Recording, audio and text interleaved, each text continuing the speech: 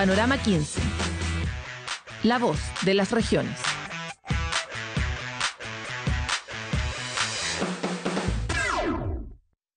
Estamos en el Congreso de Áreas Metropolitanas, es el segundo que cubrimos desde Panorama 15 y la razón por la que le damos este nivel de relevancia a esta conversación es porque lo es. Es relevante, es uno de los grandes desafíos que establecen los desafíos de sustentabilidad que puso la ONU para el planeta y es, entre otras cosas, porque por las ciudades pasan muchas de las decisiones que permiten que nosotros tengamos un mejor nivel de vida, que podamos tener mejores accesos, mejor calidad de vida, pero también que podamos ejercer nuestros derechos humanos de mejor forma. Parece ser una cuestión de hardware, que puede ser una cosa de estructura, pero finalmente termina siendo algo que impacta muy directamente la vida de las personas. Para hablar hoy día de este tema es que estamos con Luis Valenzuela, él es director del Centro de Inteligencia Territorial de la Universidad Adolfo Ibáñez. Muchas gracias por estar aquí. Gracias a ti por la invitación.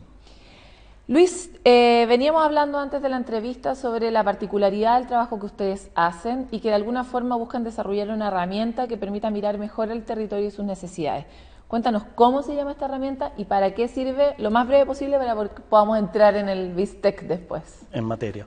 Perfecto. Nosotros le hemos llamado indicadores de bienestar territorial. Corresponde a una línea de investigación que se desarrolla mundialmente, que tiene que ver con el tema calidad de vida y cuánto el espacio, el territorio de la ciudad afecta esta calidad de vida, ¿no es cierto?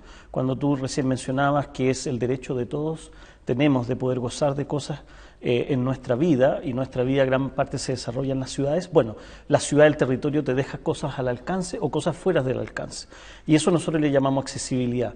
Y eso es lo que introducimos nosotros en los indicadores de bienestar territorial. ¿Cuál es tu accesibilidad a una serie de elementos de bien público? ¿Tales como? Tales como áreas verdes, salud, educación, cultura, deporte, servicios públicos y hemos ido agregando una serie de otros más, inclusive también algunos que no es accesibilidad necesariamente, sino condiciones de contexto como calidad ambiental del contexto de donde vives por cada una de las manzanas o el nivel de segregación en el entorno en que tú estás también, segregación socioeconómica. Luis, este trabajo que ustedes han desarrollado, ¿en qué lugares se ha implementado dentro de Chile para poder mirar un poco el territorio? Nosotros hemos desarrollado un indicador que ya vamos en su segunda versión con respecto a las modelaciones matemáticas y cómo se hace el cálculo, el cual ya lo tenemos hecho para 22 ciudades de todo Chile. Eso implica todas las ciudades sobre 100.000 habitantes, más Coyhaique.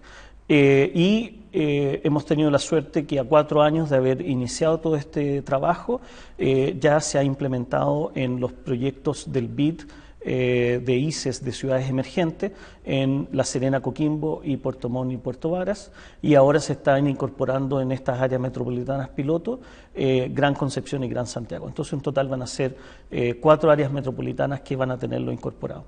Además de eso, nosotros hemos tenido la suerte de poderlo llevar y poderlo incorporar en otros estudios que hemos hecho afuera de Chile en ciudades latinoamericanas como San José de Costa Rica.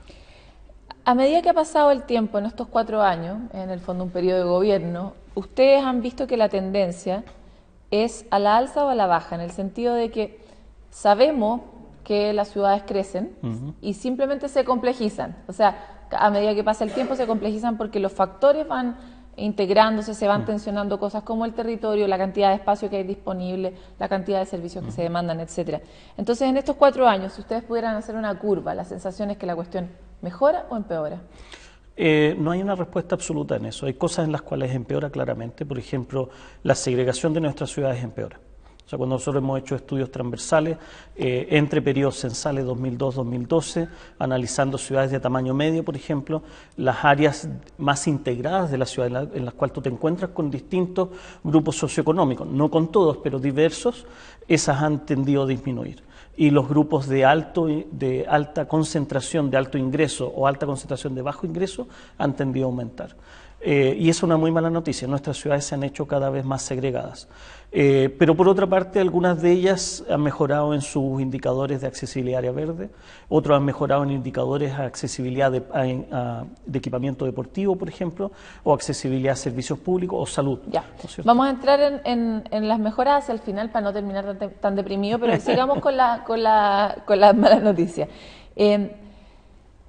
Surge la pregunta, cuando nosotros llevamos ya 5 años haciendo este programa y lo que nos falta nunca es una noticia sobre algún tipo de escoba en términos de administración de políticas del aire, administración de políticas de transporte, niveles de administración de problemas como la basura, etcétera. Y la sensación que da es que nadie está mirando el territorio en su complejidad. Entonces, primero, ¿compartes o no compartes esa declaración? Y segundo, ustedes que se dedican a esto en sus cafecitos dirán, oye, podríamos hacer, inserta la respuesta, para que esta cuestión deje de pasar, porque en el fondo estamos condenados a que mientras nuestras ciudades crezcan, nuestros indicadores caigan.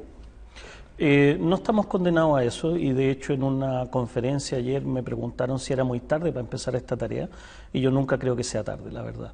Yo creo que nosotros hemos mirado con mucho cuidado el territorio porque el territorio te da estos diagnósticos alarmantes, pero a su vez tú descubres que en esas brechas territoriales es donde tienes oportunidad de actuar y donde tienes oportunidades de hacer inserción de inversión, de programas específicos y nosotros estamos dedicados a ver a cuántas personas tú puedes impactar con eso y cómo, ¿no es cierto? De las grandes políticas que tú dices, ¿no es cierto?, del aire, transporte y basura, lógicamente eso corresponde a las grandes infraestructuras de la ciudad, a los grandes elementos duros, ¿no es cierto?, que uno tiene que insertar dentro de la ciudad. Nosotros estamos mirando el problema por otro lado, que muchas veces se deja de lado y que me parece importante tomarlo, que es la calidad de vida y la realidad de las personas. Y cómo podemos establecer un sistema de medición de eso, que aunque toda la calidad de vida de cada uno de nosotros es subjetiva, cómo podemos llegar a un cierto nivel de medición objetiva, de poder decir, ok, sí, tengo tal cantidad de elementos cerca de mi casa, puedo acceder a ellos, esa accesibilidad. ¿Cuánto me demoro en ir a la pega? ¿Mis hijos están cerca o no están cerca? Y todo eso, ¿no es cierto? Y eso da, digamos, una perspectiva distinta, alarmante, un diagnóstico a veces muy negativo, pero también nos abre una puerta muy grande a decir, mira, no todo va por las grandes infraestructuras, las grandes inversiones, también están estas cosas en cada uno de los entornos, en cada uno de estos lugares vulnerables, ¿no es cierto? Y hay que poner atención a eso. ¿Estas otras cosas cuáles son, las que no son grandes infraestructuras? Todas las cosas que tú, a donde vives, quisieras tener cerca y al alcance de tu mano. Pastito, una Pasto, placita. una plaza para poder tenderme, para poder hacer un picnic, para poder estar un rato con nuestros hijos, un colegio de una calidad mínima, un servicio de salud básico. Y ahí tú sientes que es donde más posibilidades de hacer trabajos hay. Hay una posibilidad de hacer trabajo tremendo. Eso afecta a todas las personas en el día a día que nosotros tenemos. Que una madre soltera pueda dejar a sus hijos en un jardín infantil. ¿Qué más puede afectar que esa persona pueda tener una vida laboral más estable, la seguridad de dejar a su hijo en un lugar, que eso no le cueste un viaje adicional, sino que esté al alcance de la mano, que esté en la pasada su pega, etcétera? Otra cosa es mover los centros de trabajo, que es un esfuerzo titánico, que en una ciudad te puede demorar 40, 50 años, si es que eres exitoso en eso. Entonces, en la escala pequeña, en la escala de nuestra vida y lo que nosotros queremos alrededor de los lugares donde vivimos, hay mucho por hacer y es bastante fácil hacerlo, no es difícil. Ya, hablemos sobre estos 4 lugares. Una de las preguntas que te hacía, Consuque, déjame reconocer, era cuál era la cosa que compartían estas 4 áreas metropolitanas que ustedes miraban, que era Gran Concepción, Gran Santiago, Puerto Montt, Puerto Varas y La Serena, Coquimbo. Bueno, una de las cosas que hablamos ahí que compartían lamentablemente son los niveles de segregación urbana, ¿no es cierto? Siendo obviamente Santiago, hay una relación de escala de tamaño, a medida que la ciudad es más grande va a acumular más concentraciones de segregación de bajo ingreso y de alto ingreso. Y Santiago nosotros hemos encontrado que llega casi a 1/3 de su población. Quiere decir que 2 millones de personas viven en lugares concentrados de bajo ingreso con mala calidad de vida. Cuando hablamos de segregación hablamos de mala calidad de vida, o sea, como uno podría decir sinónimo. Sinónimo no en el total de las 15.000 hectáreas que ocupan, que es 1/4 de la superficie de la ciudad, tiene sus puntos más y sus puntos menos, no todos los contextos son idénticos, pero un fuerte porcentaje de eso sí. Y ahora estamos pasando a una segunda etapa del estudio que es dentro de esas zonas de alta segregación, de mala calidad ambiental, cuáles son las zonas más críticas, ¿no es cierto?, en las cuales nosotros deberíamos priorizarnos. Y las otras ciudades también lo hemos detectado y lo más grave que hemos detectado es que todas estas zonas aumentan cuando uno hace un análisis intercensal. Es decir, vamos en una curva en ascenso. ¿Y ese comportamiento es un sello made in Chile o es un sello mundial? Es decir, cuando se desarrollan las ciudades y crecen, ¿aumenta necesariamente siempre la segregación? Es un factor que tiende a pasar en el resto del mundo. No hay muchas investigaciones al respecto, no es algo que se pueda decir fehacientemente, por eso digo que se tiende a que sea así. Lo que es alarmante son los niveles de segregación en nuestras ciudades, más allá. Comparativamente, por ejemplo, con el caso de San José. Con el caso de San José estamos muchísimo más segregados. Muchísimo más, sí. En números, perdona que te lo pregunto. Pero... El de San José exactamente todavía no lo tenemos, pero por eso no me atrevo a decírtelo, pero es una diferencia sustantiva. A cosas que hemos empezado a ver y resultados parciales es mayor. Y estudios como la OCDE lo confirman. Es que te lo pregunto justamente por eso, porque una alternativa es que nosotros digamos, bueno, tenemos terremotos, a veces vienen los tsunamis, también tenemos algunos incendios y somos segregados y darlo como un fenómeno en la naturaleza. Y otra cosa es decir, somos segregados porque hemos desarrollado un modelo que tiende a la segregación y por lo tanto podemos desarrollar otro que tiende a lo contrario y revertir esto. ¿O no? ¿O es una condición del desarrollo de las áreas metropolitanas? Por eso te lo pregunto. Mira, yo creo que la condición social nuestra, siempre como humanos, es segregarnos. Es muy difícil mezclarse. La mezcla es algo que te provoca problemas, ¿no es cierto? Porque las personas, de acuerdo a condiciones culturales distintas y socioeconómicas distintas, tienen distintos comportamientos y cosas que te molestan de uno y del otro. Entonces hay una tendencia en la sociedad general a eso. Pero lo que yo creo es que nosotros más bien hemos pecado de no introducir los instrumentos para corregir esas tendencias. Es decir, no es que hemos adoptado un modelo que nos lleve a la segregación, sino que no hemos adoptado nada, cosa que no nos lleve a la segregación. ¿Qué cosas nos previenen de la segregación? Planificación urbana y planificación estratégica. ¿A quién uno podría y mirar? Poder tener un cuidado especial que la ciudad sea lo más equitativa posible. Podríamos nosotros tener niveles de ingreso muy dispares en nuestra sociedad, pero podríamos tener calidad de vida mucho más similares, ¿no es cierto?, en nuestra sociedad. Dame un ejemplo, que ojalá no sea en Finlandia, de algo que se parezca a algo que podríamos querer nosotros. Hay ejemplos, yo creo que en Estados Unidos, por ejemplo, que no son casos como de Finlandia. Hay contextos en Estados Unidos, en lugares en los cuales se ha logrado llegar a una integración mucho más abordable, y Estados Unidos también tiene otros lugares que son muy semejantes a los nuestros, ¿no es cierto? Hay ciudades en Estados Unidos, sobre todo en el centro, cerca de Chicago, en Milwaukee específicamente, que tiene estándares de segregación que son de los más altos en Estados Unidos, que llegan a algunas de las ciudades medias nuestras.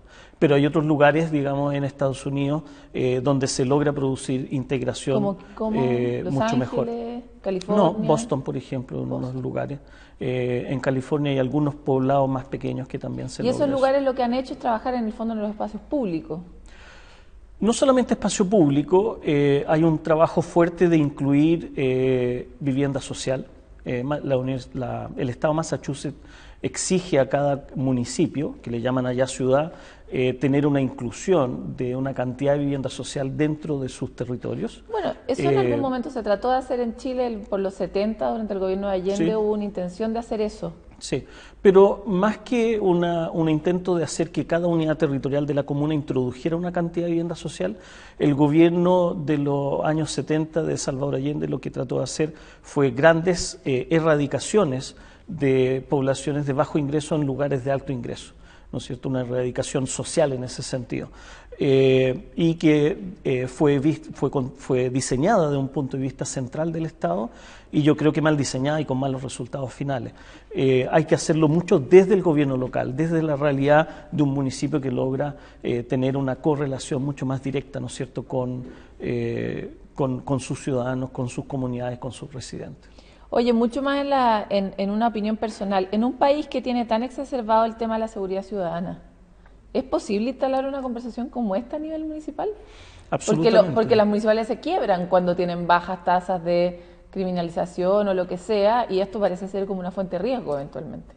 No es una fuente de riesgo cuando tú empiezas a mostrarle a los municipios dónde están los lugares de delito y qué tipo de delito sucede en dónde. Y ahí uno empieza a desmistificar, ¿no es cierto?, lo que es la percepción de la delincuencia y la percepción del crimen. Y uno empieza a entender qué es lo que sí es real de un punto de vista geoestadístico, es decir, qué cosas están sucediendo con más frecuencia de una manera importante en nuestra ciudad. Entonces, claramente los lugares de mayor ingreso hoy día no son los lugares de mayor incremento de violencia ni de violencia significativa. Son los lugares de bajo ingreso los que tienen más sufrimiento y viven día al día el tema del delito y la delincuencia, específicamente droga, homicidio, tráfico, violencia intrafamiliar, etcétera. Luis, de verdad nos queda muy poco tiempo para las buenas noticias, lo cual va a prometer una siguiente entrevista. ¿Cuáles son las buenas noticias de este análisis que han hecho en estas 4? Las buenas noticias es que ha habido una fuerte inversión en nuestros territorios. Una fuerte inversión a través de distintos gobiernos, de distintas administraciones y una fuerte preocupación de los municipios por llevar una cierta calidad de vida a sus territorios. Eso obviamente no es generalizado a todas las comunas, pero sí uno logra ver en muchas de estas ciudades, en estas áreas metropolitanas, cuando uno hace estos análisis censales, por ejemplo, en que hay comunas que sí han elevado sus indicadores de accesibilidad área verde, que el tema de hacer plazas y parques es una preocupación y hay una fuerte inversión y seguimiento por ese tipo de inversiones. Hay otra gran ruta de seguimiento y de inversiones y de constancia en eso, que son equipamientos deportivos. De a poco el tema del equipamiento cultural está tomando fuerza y se está introduciendo dentro de estas líneas. Estamos cambiando los chilenos en el sentido de lo que queremos para nuestra vida. Absolutamente. Estamos cada vez demandando estas cosas que tienen que ver con la calidad de vida, que tienen que ver con toda una ecología de donde yo vivo y con las cosas que yo quiero tener cerca mío. Te agradezco mucho que hayas estado en Panorama 15. Esperamos tenerte de nuevo aquí. Encantado. Gracias a ti. Hasta aquí llegamos con esta conversación. Es bueno terminar con las buenas noticias porque parte de lo que nos proponemos desde la Fundación justamente es poner en agenda pública cosas que pasan piola. Hablamos mucho de la delincuencia, hablamos mucho de los problemas que existen en las regiones, pero hablamos poco de las buenas cosas que están ocurriendo. Por ejemplo, que nos estemos dando cuenta que queremos otro tipo de vida es una muy buena noticia para los chilenos. Nos vemos otra vez en Panorama 15. VTR presentó